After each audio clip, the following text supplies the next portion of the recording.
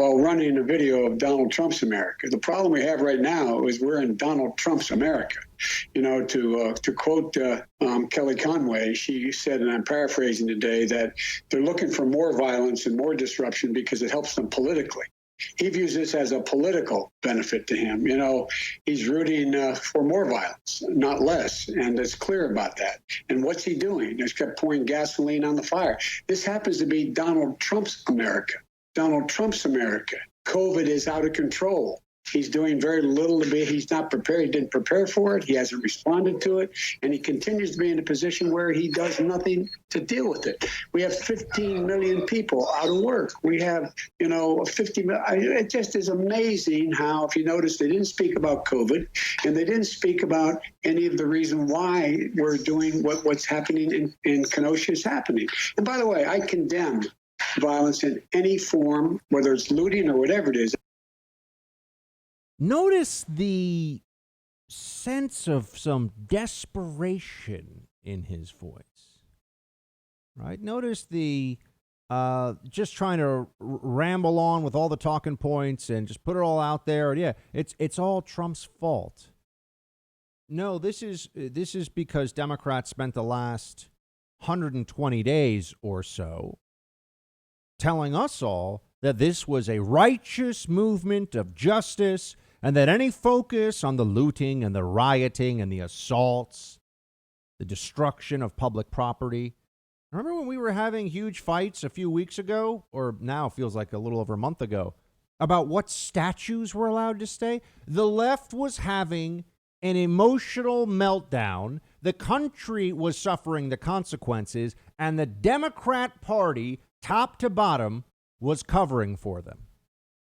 Oh, it's about an underlying need for justice. It's about a history of oppression that we need to deal with now. That's the kind of crap that they were saying. This isn't dealing with any oppression. This isn't bringing us together as a country. This isn't unifying anything. It's not helping black communities. It's not helping any community. They made a mistake, friends. Democrats have created a problem for themselves, and they don't have too much time to clean it up. As I've said to you, don't overestimate your ability, your enemy's ability when it comes to blunders. It's very possible that they just didn't think this one through very far. You'd think, how is that possible? How could they not know? How could they not understand how this would look to everyday Americans, what the long-term ramifications of all this would be for their party? It felt too good. Getting all those likes on Facebook, getting all those clicks on Twitter and on the websites. Big ratings for CNN, relative for CNN, of course. You take out the airports, they'll lose half their audience. They pay for those airports, by the way. You know that? People always think, oh, CNN, it's such a great... Yeah, CNN pays airports to run CNN in airports. To make it seem like that's the news channel, right? That's the whole point of it. Yeah, no, it's not... It's not actually just left up to the good graces of individual places across the country, airports. They pay.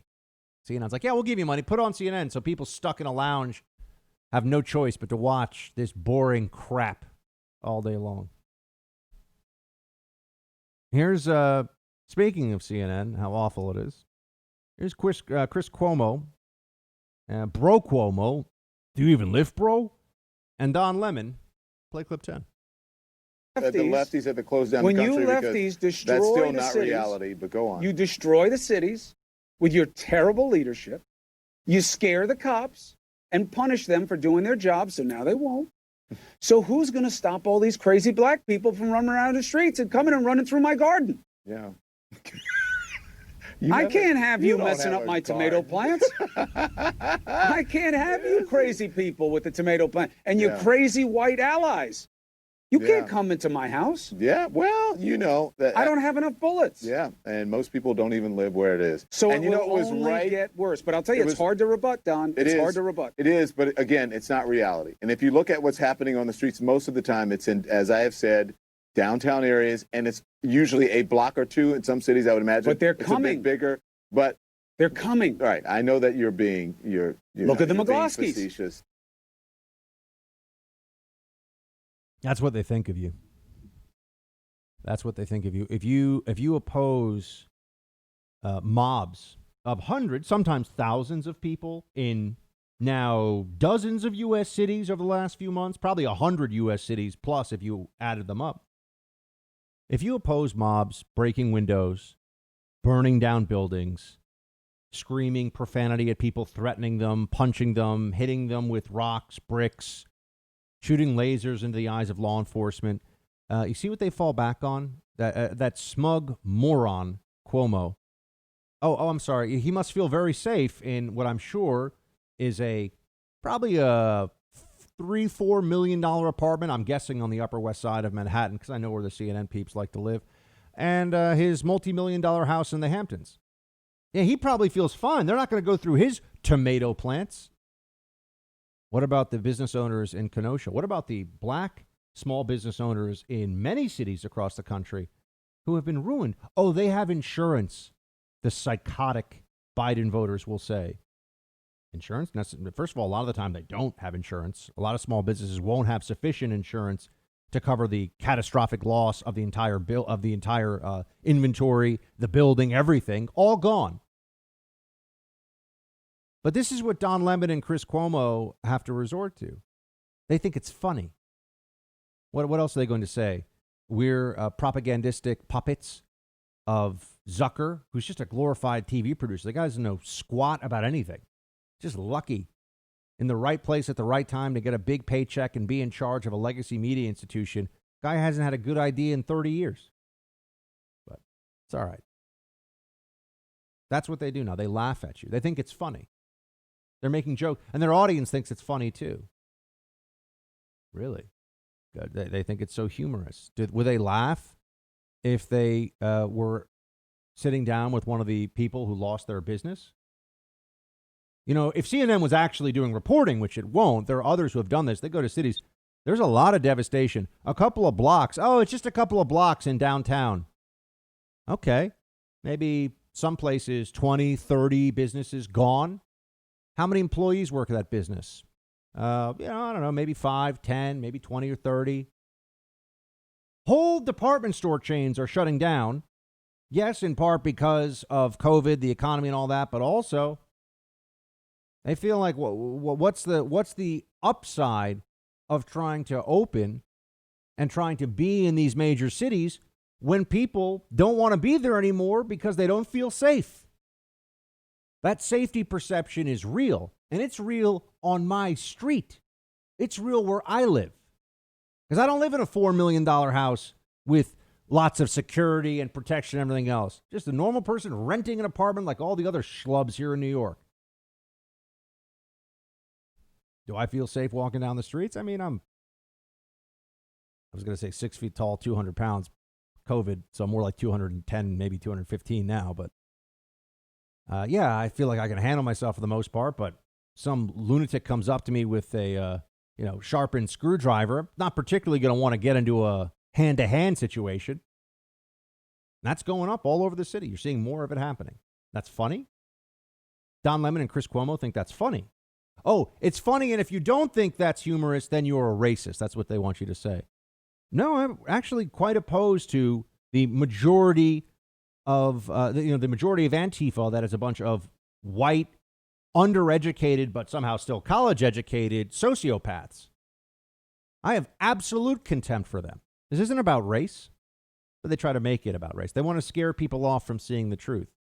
Well, wasn't that remarkable? Chris Cuomo, for a second there, sounded like a reasonable human being. They're destroying businesses. They're looting. You're saying, wow, is he really doing this counterpoint as a serious conservative? And then he says that, they're scared of black people running through their tomato, their tomato garden or something. Oh yeah, ha ha ha. So you're racist and we're going to make fun of you. That's what he's saying to America, basically. People that don't like these protests. What does he say to the 81% of black Americans who want more or the same amount of police in their neighborhoods?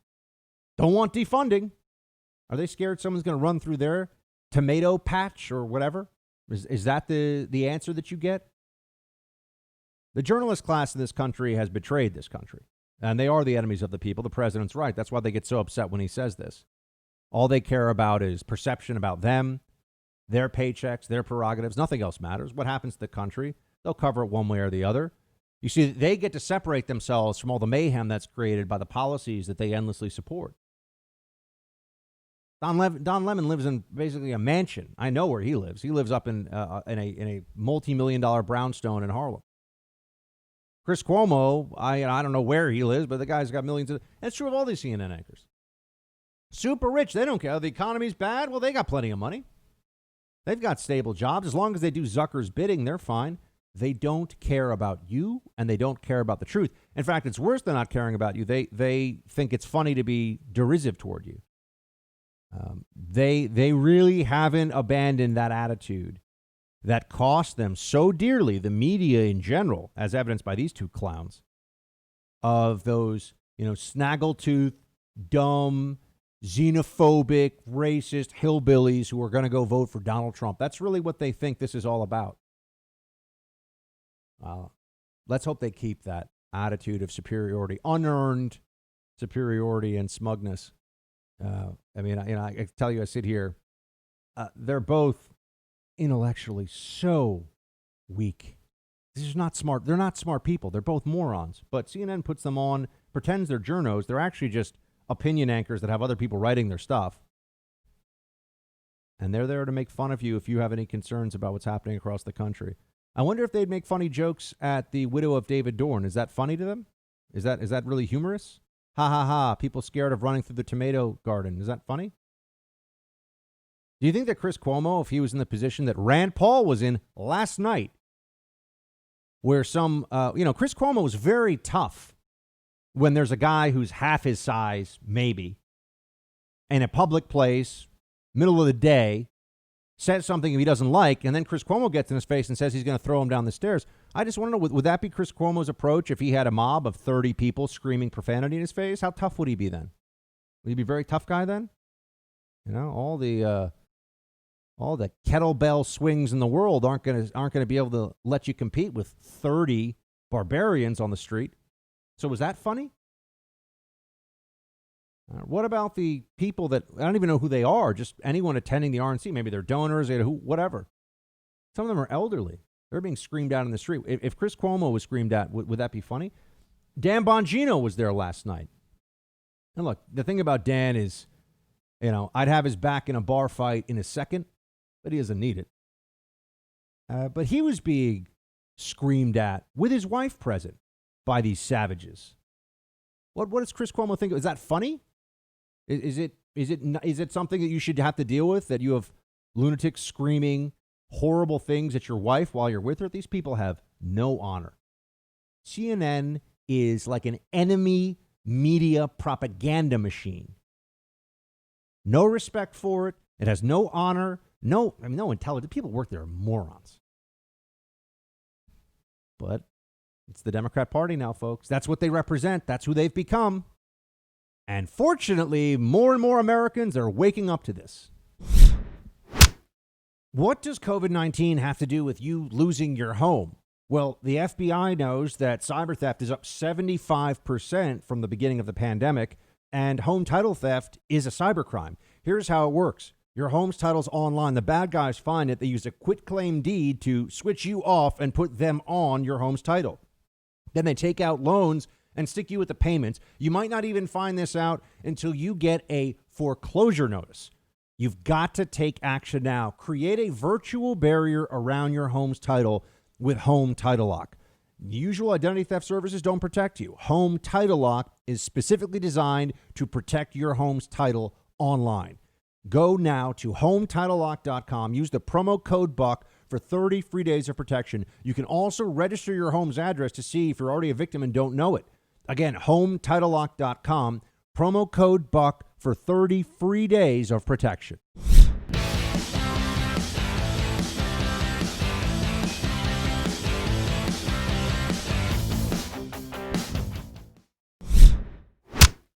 All right, let's focus on the positive now. Okay, it's Friday. I know these libs drive me insane. But let's focus on the positive side of this for a bit, shall we?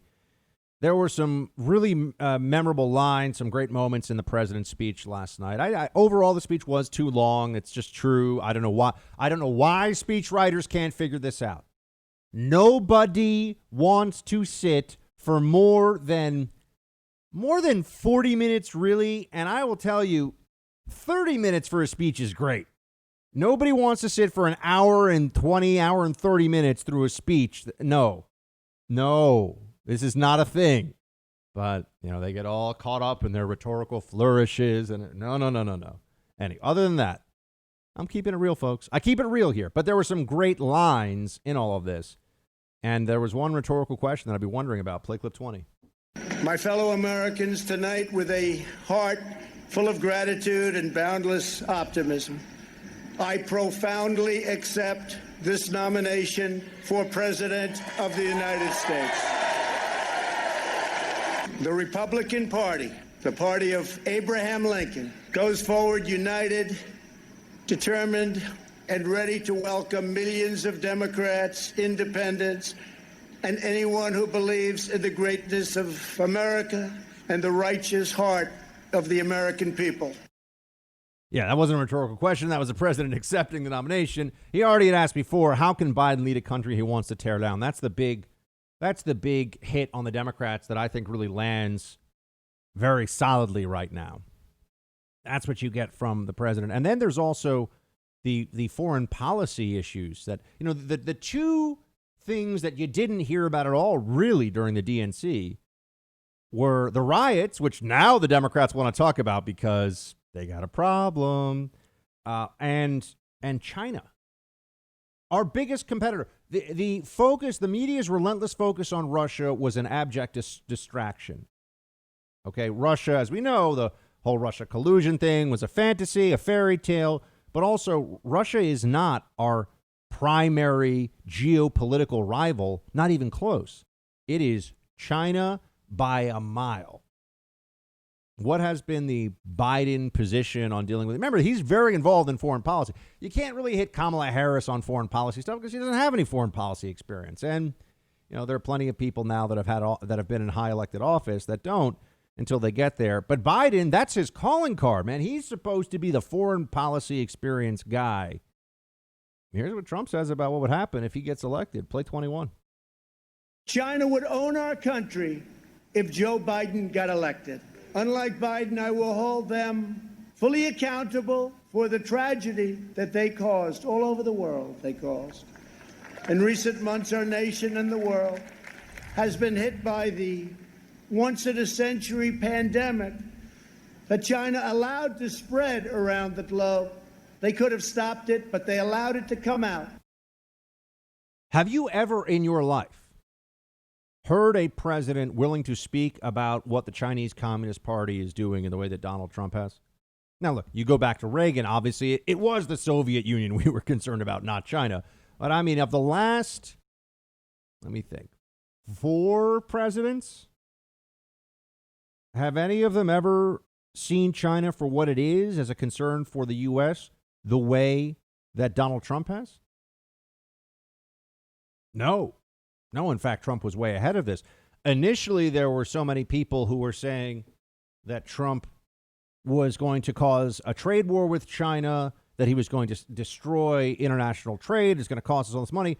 And now he has almost single-handedly, with some help from advisors, moved the foreign policy consensus. And Joe Biden has been wrong on the foreign policy consensus for decades.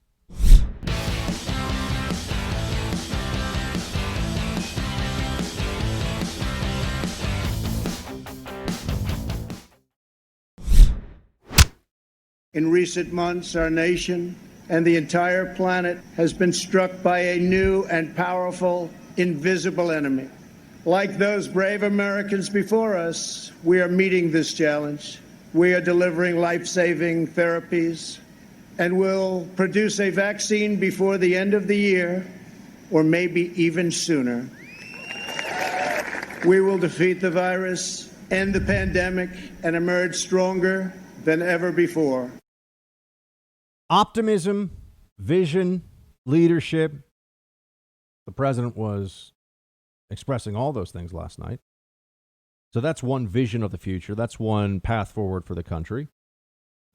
Then you have on the other side Joe Biden, who, when his puppet masters allow him to even say anything. I saw it, Anderson. I didn't want to play it for you because if you don't see the visual, it doesn't really. But, he was in an interview recently with Anderson Cooper, and it's just clear that the guy he's reading off of cue cards. He is kind of losing his train of thought, and he's just saying what he's been trained to do, like a poodle or, like a little penguin marching along as it's told to do. That's what Joe Biden offers you. And they claim that that's leadership. That's leadership. This is a guy who, until Democrats couldn't find anything better off the shelf, they were like, this guy's a loser. So they even recognized that. They knew if they thought Biden was such a good leader, why wasn't he the Democrats' presidential? Why didn't he even run in 2016? Are we supposed to just forget about that? The guy was vice president for 8 years, and then it was Hillary's turn. What? Why wasn't it Biden's turn? He's such a great leader. He does such a good job. President Trump has run one time officially, and I know he's talked about running forever, but he had one presidential election where he was on the ballot, and he won. Joe Biden has been weighed and found wanting by Democrats stretching back for decades, and now they're telling us that he's a great leader. I mean, they're just lying to you. They're gaslighting you. Joe Biden, speaking of lying and gaslighting, you're going to hear some of this for the weeks ahead, so might as well be prepared, might as well dig in for it. Here's what Joe Biden says about the president when it comes to white supremacists. Play 14. I don't know enough to know whether that 17-year-old kid, exactly what he did, but allegedly he's part of a militia coming out of the state of Illinois. Have you ever heard this president say one negative thing about white supremacists? Yes, actually. He's called them losers. He called them out at Charlottesville. He's said lots of negative things about white supremacists. But let's just continue with the lie. Let's walk around and all pretend like we have not been told what we've been told. Let's go through that whole process. Because that's what the Democrats want you to do. And so that's annoying. Right now I'm just going through the lines of attack that you're going to hear from Biden that I have to say just enrage me because they're so dishonest. It's so wrong what they do, but this is the way it's going to be. That's one that he's that Trump is a white supremacist. Again, and was this RNC really in any way showing this white supremacist viewpoint? No, of course not. In fact, many of the most memorable speakers in the whole thing were people of color, were minorities, were black Americans. And yet they act like it didn't even happen. It doesn't even matter. They have a story, they have a narrative, and they're going to stick to it. Then you have, speaking of the narrative on race, Kamala Harris said this, and this was pretty stunning even for Kamala Harris. Play 15. Justice. Let's talk about that. Because the reality is that the life of a black person in America has never been treated as fully human. And we have yet to fulfill that promise of equal justice under law. The life of a black person has never been treated as fully human, she says. Kamala Harris is the sitting senator from the state of California with a net worth into millions and millions of dollars and is the vice president of one of the two major parties going into this election. And she's saying that the life of a black person has never been treated as fully human. We had a black president for 8 years. And people say, oh, well, that doesn't mean that everything is better. I'm not saying that, but not treated as fully human. I mean, this rhetoric is just inflammatory. It's grotesque. It's wrong. But people are desperate now. The left is desperate for some moral high ground. What can they reach for? What can they claim? So this is what they do. This is the approach they take. A disconnect from reality. It just doesn't matter. It doesn't matter what's really true. They'd rather tell you things that get you upset tell you things that make you scared, as long as you're upset at the right people and scared about the right people, conservatives. We're the bad people. Republicans that believe that everyone should be able to walk down the street safely, that there should be some, I know this is going to be such a shock. How about some decency and manners in public life, too? I mean, from the activists and the street protesters. Why is it that we all know if you wore a MAGA hat to a peaceful or mostly peaceful BLM protest, you would be accosted and subject to violence? But if somebody showed up to a Trump rally somewhere wearing a BLM T-shirt, yeah, people might say, you're a loser or something, but they're not going to mob them, threaten them, attack them. You would be in no fear of your personal safety as a Democrat going to a Trump rally wearing a BLM T-shirt. None. The opposite is not true. Why is that? The DNC, there was no mobbing of people after the DNC happened. Anyone, you'd say, oh, well, they didn't do the same event at the White House, so it wasn't okay, but there are Democrats in public office. There are Democrat officials and people know where they live. No one mobs their houses. No one tracks them down and tries to keep them up at night. This is one of the tactics that the libs embrace now. Go into a residential neighborhood and just wake everybody up. Wake everybody up. This is psychological terror, folks. That's what they're doing. If you did this to a prisoner, right? If you went into a prison cell and turned on all the lights at 2 a.m. and started blasting music and screaming profanity at them, it'd be like this would be a human rights violation. But they'll do it to people just trying to live their lives in the suburbs, and they think it's funny. As if there aren't people that are struggling emotionally, physically, with illnesses, as if there aren't people that, marriage is at the very frayed to the very edges. A friend of mine I talked to in North Carolina who's a lawyer, he said, one thing he's seen with the pandemic is a lot of marriages breaking down. Waking people up at 2 a.m. and terrifying them is good for anyone. Parents who have small children. The people who do this are barbarians. They're disgusting. And they are Democrats. I have nothing but contempt for them. I don't care about their messages. They're morons. They should read a book and get a job. Read a book, get a job, stop waking people up in the middle of the night, looting stores, and burning down businesses. That would be helpful messaging. That would be worthwhile to hear. On this one, even Don Lemon actually said, look, you guys got to stop the rioting. This was interesting. Play clip 9. I actually thought it was pretty strong, but I think his message would be stronger if he stands in front of a podium and not in a Zoom thing at his house. I'm just being honest. If presentation matters. Presentation matters, to come out and stand at a podium in D.C. or wherever, even in Wisconsin, and say, listen, this is what I expected today if they were going to really come out and do the thing right, whether it was going to be Kamala Harris or Joe Biden. Good afternoon, everyone. The rioting has to stop. The violence has to stop. And under a Biden-Harris administration, there will be no lawlessness on the street. Now, you folks who want police reform, especially you young people, we hear you. And we are going to do that under this administration. But the people who are out there rioting are not protected by the First Amendment. And they are usurping your power and all of the gains that you have made with your movement.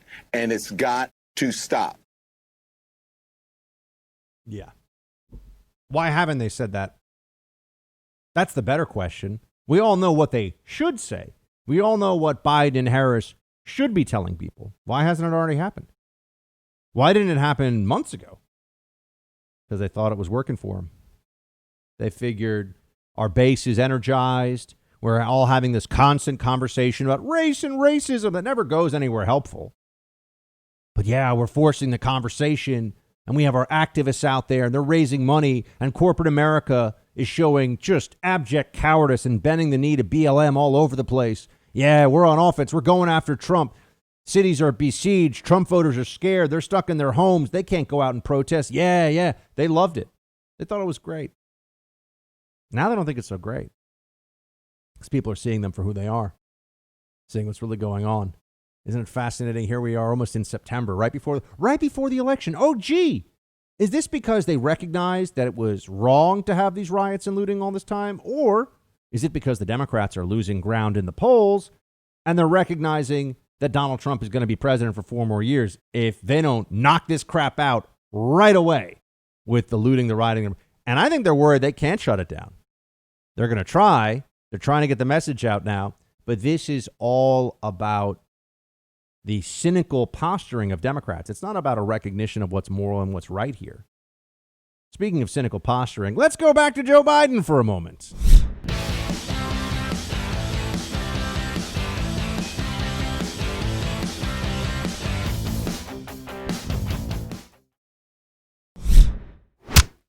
I mean, you imagine I'm getting attacked on my religion by Donald Trump? When's the last time he darkened the doorway of a church? Okay, Joe, you claim to be a Roman Catholic. I'm a Roman Catholic. And guess what? You advocate for abortion for all 9 months of a pregnancy as a public figure involved in the writing of laws. Worse than just an individual advocating for sin, he's actually opening the door to egregious violations of Catholic doctrine as a legal matter. He continues to support all of that. Joe Biden should be denied communion in every church that he goes to. Donald Trump, according to people who have been fighting for the pro-life movement for many, many years, Donald Trump is the most pro-life president this country has had in the post-Roe v. Wade era. You can argue he's the most pro-life president ever. What is Joe Biden's response to that? Yeah, man, I'm a Catholic. I really, I do. Yeah, sure. Okay. He's the really religious one. Why is that? In what way is this guy anything but a fraud? I mean, really, he should be the guy who is trying to call you to tell you that you won a free cruise that you didn't actually win. That's what Joe Biden should be doing. But because of the amazing good luck of the American boomer generation, this guy has somehow become a United States senator for decades. It's astonishing. It really is in some ways a repudiation of the American ideal that this guy could continue to get elected. It's a repudiation of our republic and our form of government that this guy could be, paid whatever it is, close to or $200,000 plus a year to be a senator. I think now, unbelievable, absolutely unbelievable. But yeah, he thinks he's the religious one. He thinks he's the good guy in all of this. Sure. Oh, and there's another place where you should prepare for gaslighting of an epic fashion. I mean, the most egregious gaslighting possible when it comes to the DOJ, the Justice Department, and the Obama administration. Here is Joe Biden, play 13. He's using the White House as a prop now. I mean, look what's going on in terms of the Hatch Act. And I know people don't know what the Hatch Act is, but using federal properties to make political statements from and political campaigns. Can you imagine what would have happened if Barack Obama did that when he was running the second time, or I did that from the White House lawn or the Rose Garden or whatever? It's just every single thing. The Justice Department is the most corrupt Justice Department in modern American history. And so it's just a violation of all the basic tenets of what we say our democratic institutions are designed to prevent from happening. I'm pretty sure that our democratic institutions are designed to prevent us from having a Department of Justice that illegally spies on the incoming administration after a presidential election. In Washington Post, fact checkers went after this one recently. It's amazing. They still pretend like we have learned nothing. They still cling to the utter fiction, the total fiction, that there wasn't terrible misconduct at the DOJ and at the very top of the Obama administration, including Obama and Biden sitting in the room talking about how they were going to weaponize the law for political reasons against the incoming administration. There was no good faith. That wasn't a peaceful and respectful transfer of power. It was, okay, I guess this is your house now. I'm the last renter and you're now renting the house. So, I'm just going to light a couple of the drapes on fire and see what happens on my way out. That's what the Obama team did. We know this now. This is established. But still, that they'll pretend that the real corruption in the DOJ is the Trump administration. Oh, well, we're going to talk now about the emoluments. Isn't it fascinating? Now, all the libs have turned into makeshift lawyers, and the lib lawyers are just as dumb and crazy as the rest of them. But they're all talking about the Hatch Act, the Logan Act, the emoluments clause. Is there an obscure law that's like vaguely unconstitutional that they can't try to whine about to make themselves feel better? Unbelievable. How many of them actually even knew what the emoluments clause was before Donald Trump came into office? Because there's been a whole industry created of people that come up with unique reasons why they can pretend the law says a certain thing and pretend that Donald Trump has violated that thing. Therefore, he's a criminal and he's not really the president anymore. The people have built whole careers on this. And Joe Biden just continues to be a joke, a clown, a loser. We all know it. We've all seen it. But it's so much easier for them, isn't it, to just act like we don't remember anything.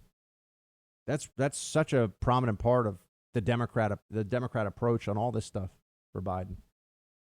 Oh, I did see. What is it now? So the MLB had producer Mark. Did the Mets walk off now too?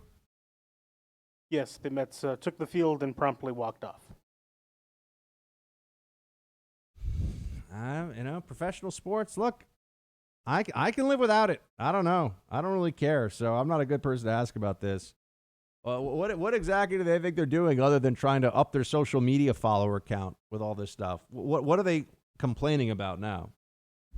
Not even clear. They just want to complain. They just want to be upset and angry. These professional, overpaid babies. Most of them just won the lottery with talents given to them by God. Oh, they worked so hard. Yeah, everyone who plays up the college athletics level works really, really hard, okay? Some people are given more than others in terms of gifts. But these players want to complain about it. It's pretty gross.